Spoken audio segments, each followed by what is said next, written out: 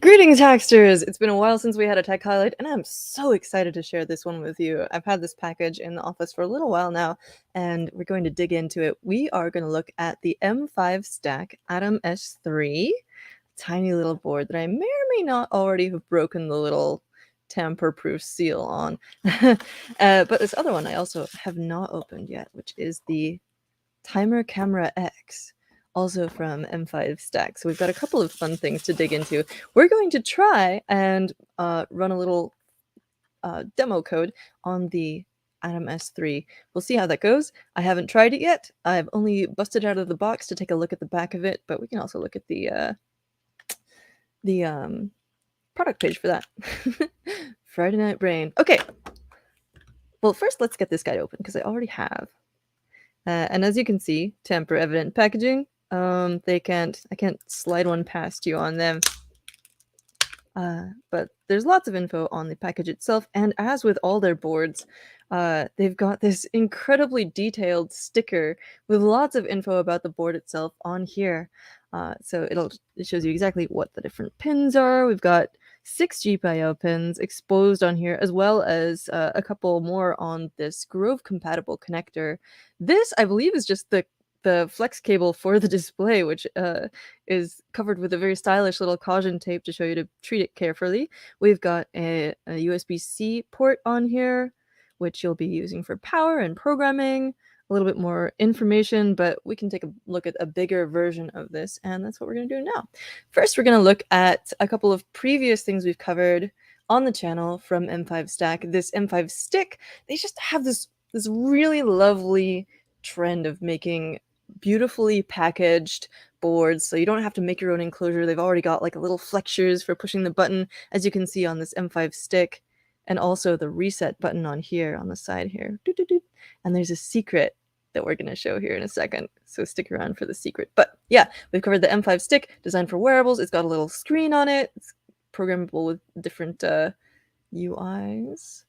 And then we've also got prior coverage on the M5Stack Faces system, which is one of my faves, and people have really adopted this. It's a little screen block with interchangeable faces for different interfaces. So you've got a calculator interface, you've got this alphanumeric typing interface, you've got a sort of Game Boy style interface, as you see here. If you watch the video, you can see more about those. And yeah, they're swappable, and you can detach the little M5Stack main block from there. It's got this cute little display. I don't want to go into that too much because we've already done a video on it, but yeah, really cute little board. So now we've got the Atom S3 dev kit with a 0.85-inch screen. That is a screen! This little black thing here is a screen. And it does some really cool stuff. I'm just gonna go ahead and plug it in. I'm too excited. Get this box out of the way. Whoop. Okay, so right off the bat, there is a cute little demo application, and I was confused by this at the start. I did plug it in, but that's pretty much all I've done, except for I was like, long press to start, press to next. Okay, I was like, there's a button here. Do we push that? No, that's the reset button. So where's the button? I even read the product page and it said that there's a button under the screen, and I was like, I don't see any buttons here. I even pushed on this. I was like, but surely that's the flex cable. And I was like, there's nothing here. This is the button. The screen is the button. The button is under the screen. Look at it. That's so cool. But yeah, I want to show you the one thing I tried, which is the IMU test. So long press to start. It kicks in. And then we got a little inertial measurement unit figuring out where gravity is. How cool is that? Right out of the box, this is just sort of amazing to me. And can we go back to the like other screen if we long press? Ah, yeah, you just long press to go back. Okay, cool. I2C scan, UART monitoring, port A PWM, port A ADC, analog to digital converter. I believe this is port A. Yeah, so the Grove connector, if you got stuff connected to there, you can read analog values off of there. IR send. So up here, we actually have an infrared transmitter. So you can use this as a little programmable remote for all kinds of stuff. You could build a TV beacon. If you're a fan of turning TVs off in public, you could make it interface with any of your smart home devices that have take a little infrared remote. It's so cool. I tend to like bedeck my room in these LED strips that have a little IR remote, and they're all pretty much controlled the same way. So yeah. And as I mentioned, there is a sticker on the back that has all this info, but it's a lot easier to just go to the website and be like, okay, because like look at this. It's so tiny, but there is information on how to reset it at the top right there. It tells you that the infrared transmitter is on pin G4. This is something I love about M5Stack technology. They just throw it all at you. Ooh. They throw it all at you. I wanted to see the sticker on the back again. Yeah, look at that with the M5 stick. Just like they've labeled all the pins for you. I'm done gushing about that, but yeah. This little screen is so cute. And we're gonna try programming that in a minute. I thought, yeah, we've got a comment. It would be cool for a mechanical keyboard. I love that idea. And also, oop, go away, banner. Uh, and also, this is a recent article from Gareth about James Brown's latest Lego brick. Look at this. Displays embedded in Lego bricks. And this is the thing that I immediately thought of is like you could make a cute little Lego display brick. You could do it James Brown's way, which is incredibly pro and awesome. Look at these. Oh my gosh. But, you know, if you're not prepared to go quite that pro with it, you could pretty easily make something similar with this. Look at these though. I just want to sit here and like have this running on a projector in my room constantly. Oh, so pretty. Anyway, this is not the only time we've covered his stuff, but yeah. So that's the Atom S3, and we're gonna come back and try to program this later on. But for now, let's go on to the next one, which is the Timer Camera X. So this is object number B in the package, which I have not yet opened up or turned on or anything. Of course, this is the one that isn't tamper evident, so I could have gotten away with it. But yeah, they've got a little bit of information on there. M5Stack Technology Co. Limited. More information about where all the different stuff is located. Again, pardon me, you've got an ESP32 in here. You've got 8 megs of PS RAM, 140 milliamp hour battery embedded in there. This one also has a battery in it, I believe. I could check that. 3 million pixels. It is a camera.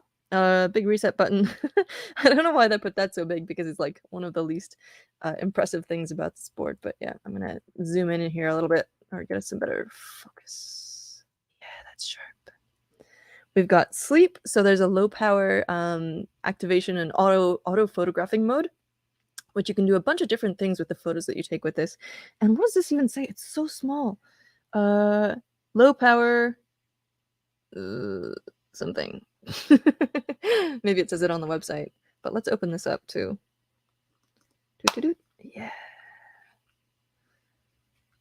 So it not only includes the device, but also a little USB A to C cable and a little mounting structure.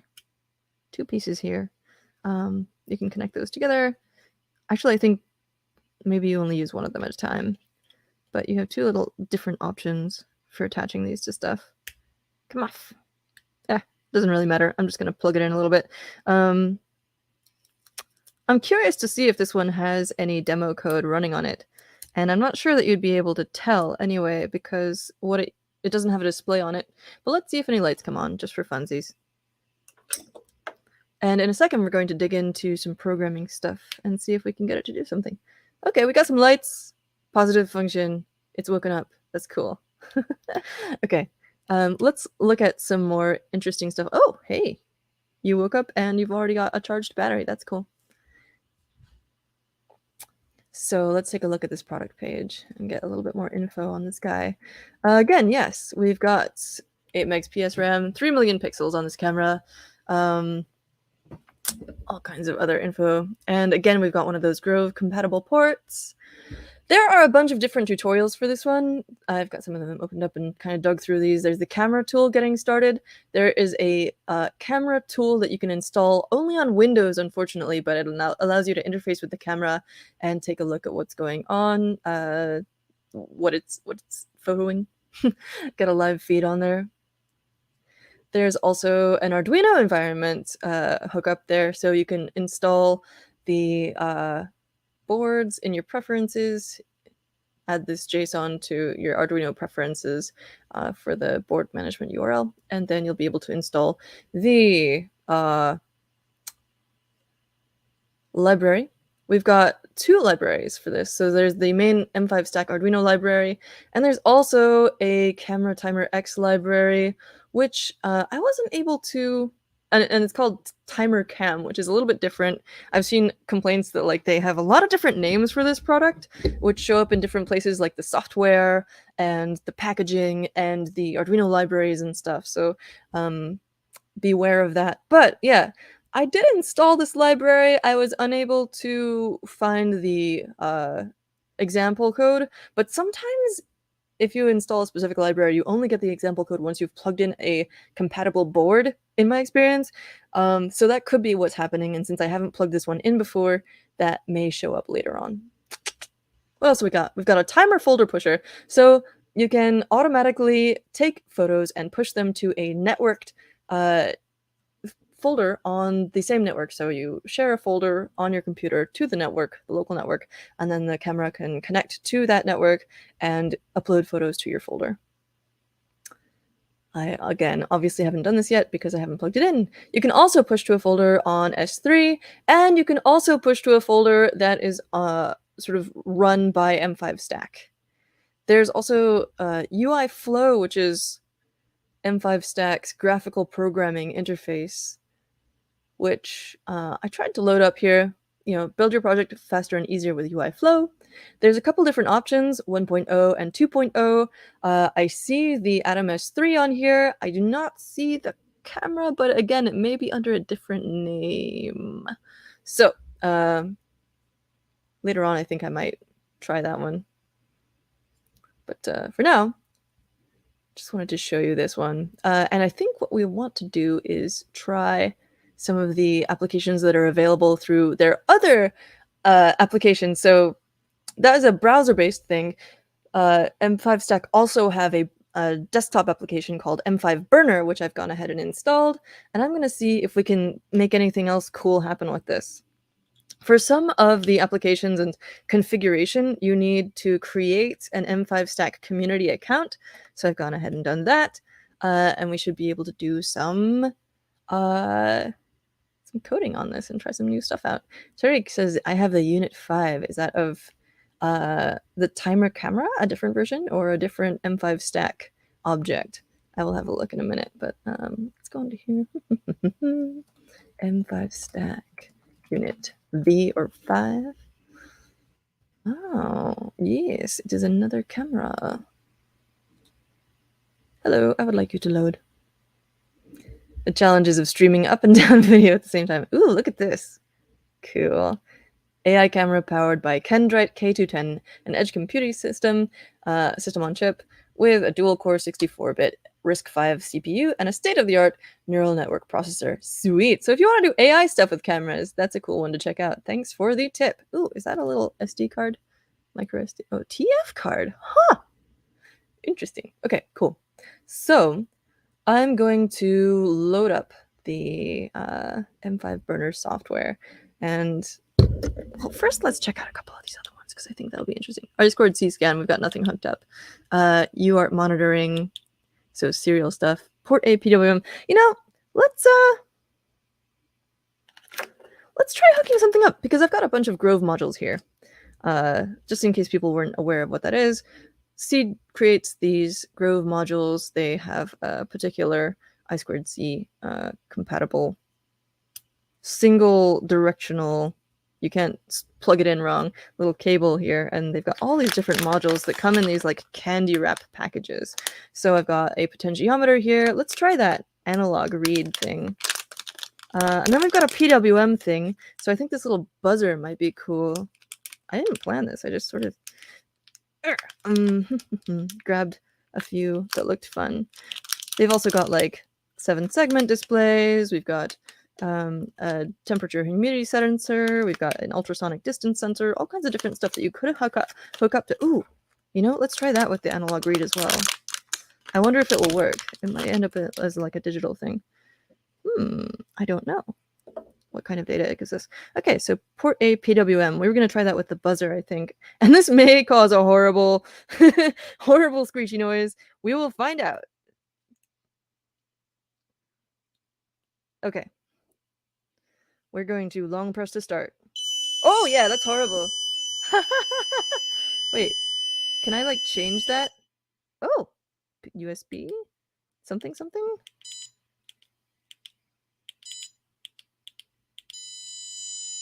Okay, it shows us the value that it's sending, and we can reprogram it to send a different value and get a different tone. So it's sending a frequency of 1 kilohertz, which is pretty high and pretty annoying, as you've probably detected by now.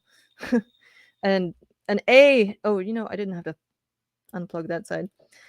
Sort of A4, which is your standard tuning note for violins and stuff, is 440 hertz, and that's about boom, maybe. No, that's too high. Anyway. In which we test whether Alex has perfect pitch. You could use this as a perfect pitch trainer by making it sing a little A4 note. But let's check out one of these other ones. Port A ADC. So analog to digital converter. I'm going to guess, I haven't tried this yet, I'm going to guess that what it does is read the analog input and display it, but we'll see. Okay. Interesting. Maybe it's just... Oh yeah, look at that! It's taking the USB voltage and converting it to 3.3 volts. It's got a voltage converter in there, and it is reading what happens when we turn the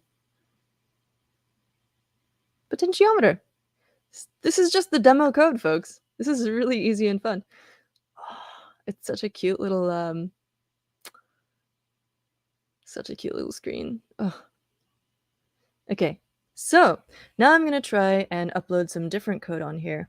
But before I do that, so I have you as a captive audience, I'm gonna show you some more cool stuff. We already went through that. Hackster, of course, is a platform where you can upload your own open source projects. We've got all kinds of people uploading their own projects using different types of M5Stack hardware. You can not only scroll through all the different stuff that people are building with this ecosystem, but you can look at their specific products and be like, oh, I want to check out what people have done with this ESP32 Pico mini IoT development board, and see all those projects in one place. So if you come up with a new piece of technology from them, and you're like, what do I do with that? This is where you find out, and you can stop screeching. But why would you? Because screeching is fun. Okay, enough of that. We've also got our news site. There's a bunch of cool stuff that's come out in the last couple of years. Just recently, M5Stack came out with a M4Stack, a powerful all-in-one development kit based on the Raspberry Pi Compute Module 4. Then we've also got a cool project, the M5Stack Morse code trainer and keyer by someone with the ham radio license DL8MAR, which if I knew more about the call signs, I would know where they were from based on that, but I sure don't. Bob Rishes has shared an I2C keyboard that adds physical inputs to the Wio terminal from Seed, something we've covered before. That's this guy in the picture, as well as M5Stack and more. Since it runs with a Grove cable, you can hook it up to these guys. So cool. And we've also got a pocket-friendly ESP32 based M5Stick-T light thermal camera development kit. Look at that! Thermal cameras in your pocket! I'm curious how much that is, actually. We shall see. $79. For a thermal camera that you can program, I'm gonna say that's not too bad because those are pretty expensive. Okay, and we've already looked at the rest of this stuff, so I'm not gonna make you wait anymore. We're gonna try the M5 burner software. And in fact, why don't I try showing you that instead, because it's interesting. M5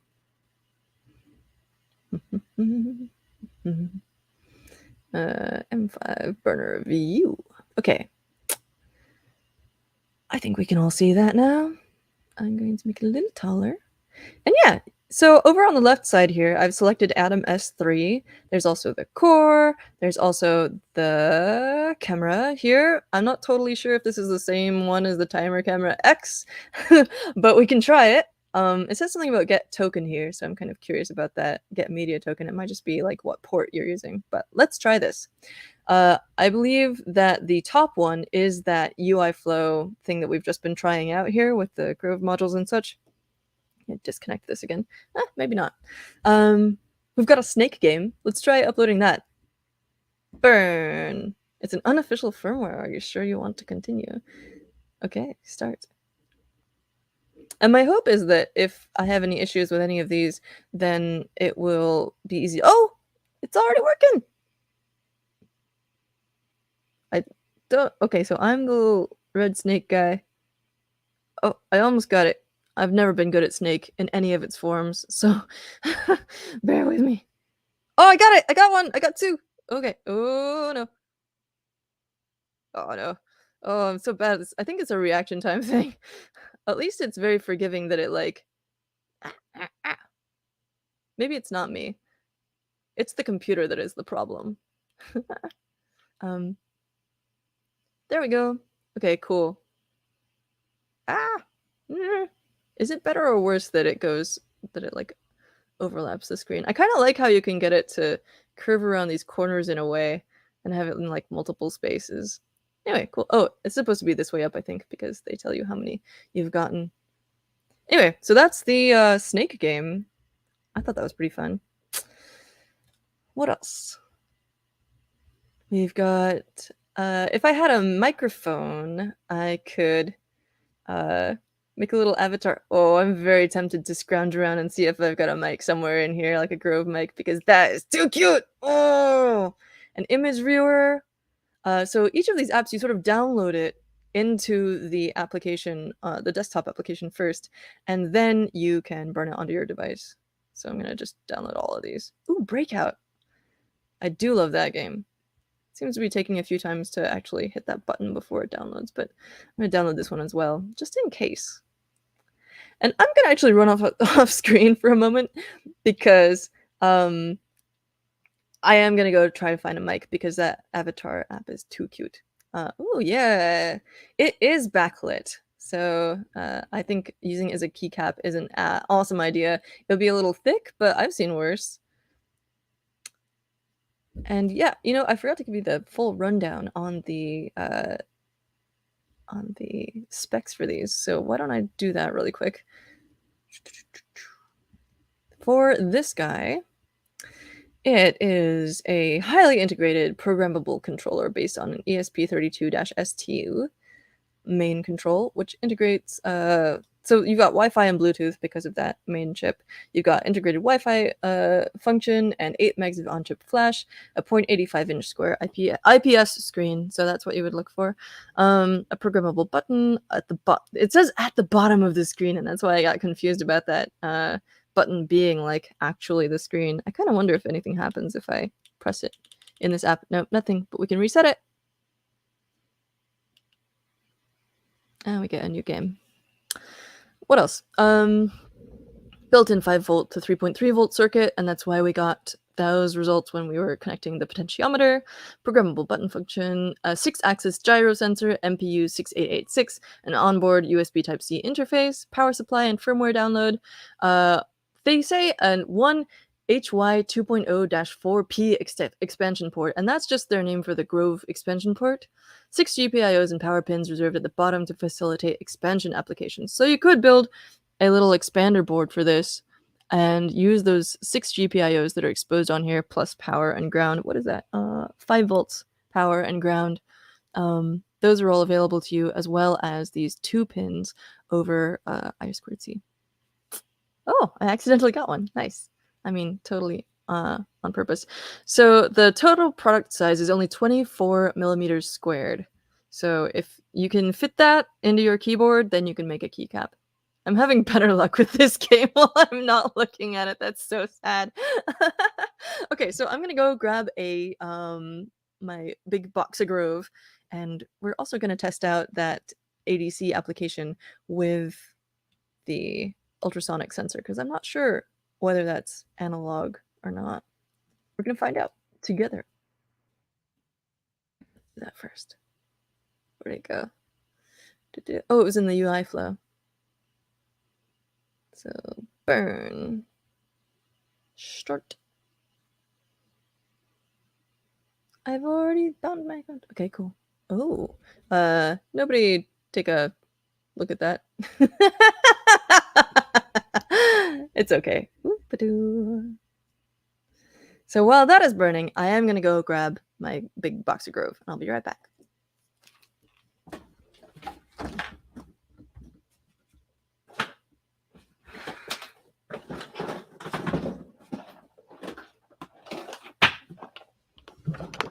Okay.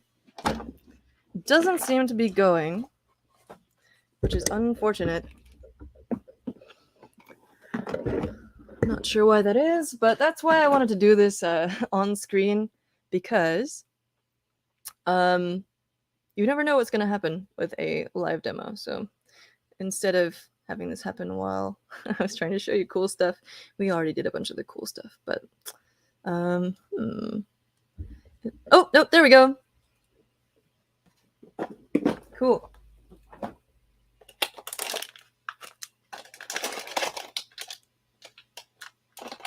Temperature and humidity. Buttons, capacitive touch, LED stuff, light sensors, microphone. Okay.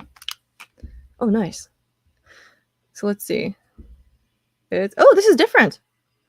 This shows stuff about my Wi-Fi, which I don't really want to show right now, so let's not. I want to get back that other one, the like demo stuff.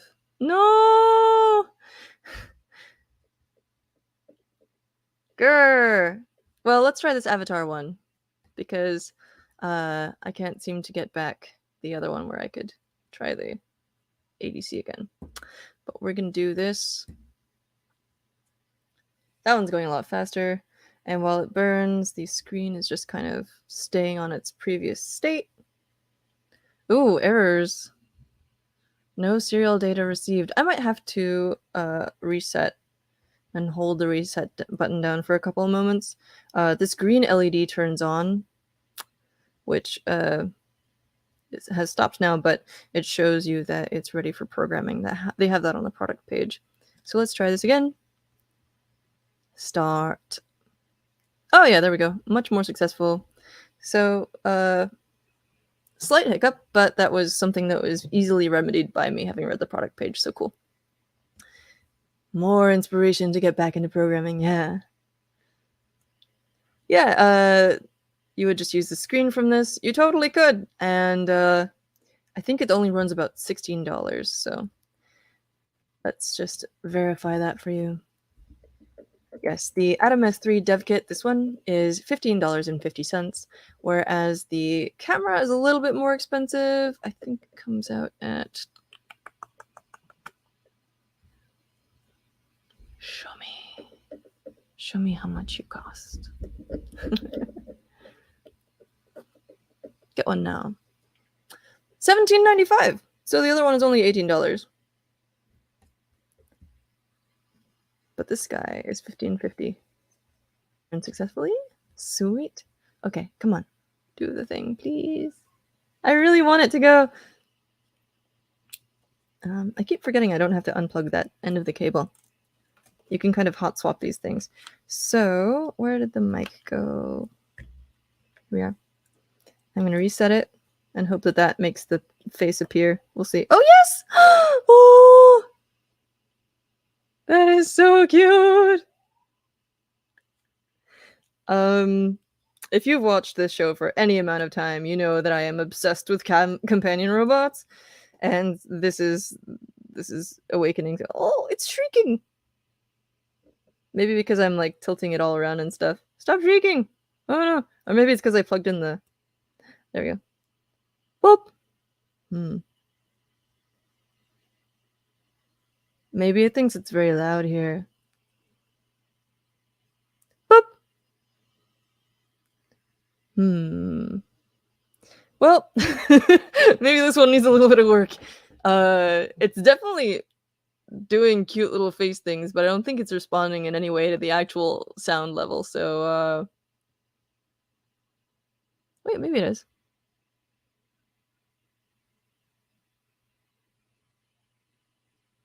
Hmm. I wonder if I can calibrate the sensitivity on this thing. Boop. Ee. Whoop. Nope. Okay. It doesn't seem to be actually responding to my voice, but that would be really cute. Let's double check what the text says for this app. M5Stack dash avatar application with microphone. It does. Oh, it wants a PDM unit. So it may be a different type of microphone. This is a little electret microphone. PDM microphone is the same thing that the Arduino Nano 33BLE Sense uses, which I've got one of those I've been playing with today. So maybe it's just the wrong type of microphone, and so that's why it's distressed with me. All right. Thank you so much for joining me on this journey with the M5Stack boards. I love all the stuff they produce. I think it's really adorable and it's really functional because they come with these enclosures straight out of the box. This other one even came with a couple of different mounting options. Yeah. And yeah, so lots of cool stuff to do. I really want to try just uploading images from this one to the M5 dev environment that they've got online, because I think that that would be the most convenient and also require me to give the least amount of my data while allowing, oh no, I don't need that,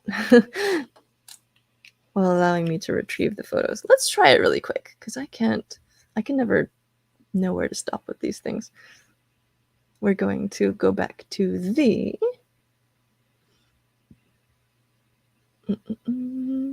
online interface, UI flow, and see if we can get any of these to work. Oh no, this was not the one that worked. It was actually the M5 burner that had some options. So we're going to go back there.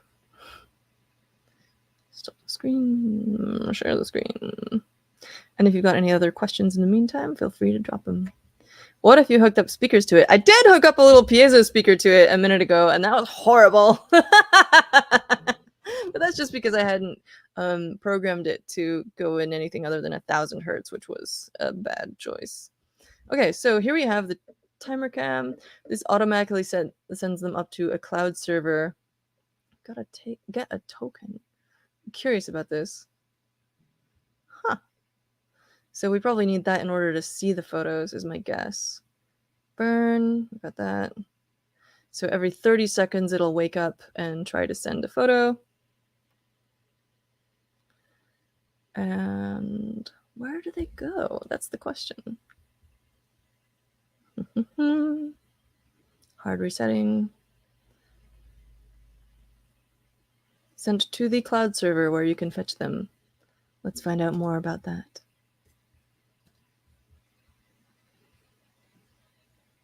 Oh, that was the wrong thing to remove.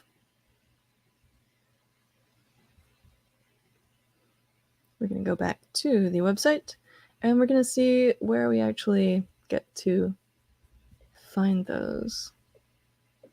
Camera tool getting started. Timer cam, firmware burning, UI flow block. Okay, so they do show that you can use it with UI flow. And you've got to burn it with another firmware. Tell me where I can find it. This may be something that I've just got to kind of mess around with on my own before we find the actual server that they get sent to. Folder pusher. This is the local network one. This is the S3 one. Show me. My flow. Where will you put it? Yep, having a little trouble finding that, so I won't drag this out any longer, but yeah. Oh, hook up a speaker to the To the little avatar? Sure, we can try that. My guess is that it's the PDM camera thing, but let's give it a shot because I wasn't able to get that other thing working. Ooh, it's so small. There's such a huge trend in tiny things lately. It's too cute, including like the Cutie Pie series from Adafruit. We've got the Shao series from Seed Studio. We've got the Arduino. Oh, Arduino Nicholas. Okay, it is saying something. It's saying something horrible. It screeches. Oh, why do you do that? Okay, I'll try that again. I'm just gonna plug it in ever so lightly. Okay. It screams. It screams when you plug something in. Oh, I hate it.